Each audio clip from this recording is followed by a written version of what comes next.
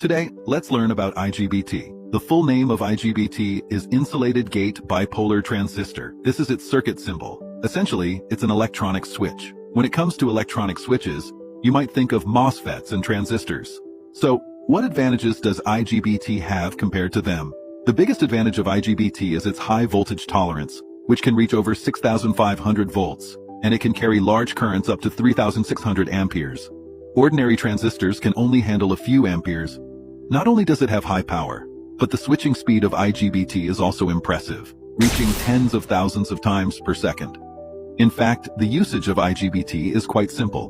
When we apply a high voltage to the gate, it turns on, similar to a closed switch.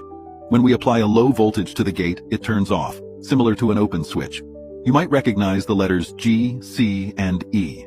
G is the gate of a MOSFET, and C and E are the collector and emitter of a transistor. IGBT combines the advantages of both, the low driving current of MOSFETs and the low conduction resistance of transistors. MOSFETs are field effect devices, and when they turn on, the gate and source are nearly equivalent to an open circuit, so the current is minimal, making the driving current of MOSFETs low. On the other hand, when a transistor is in saturation, the resistance between the collector and emitter is very low, making the conduction resistance of transistors low.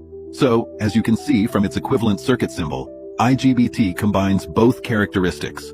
When we apply a low voltage to the gate, IGBT is off. When a high voltage is applied to the gate, the MOSFET turns on first, and then the current flows through the collector and emitter of the transistor, so the IGBT turns on. This is the principle of IGBT.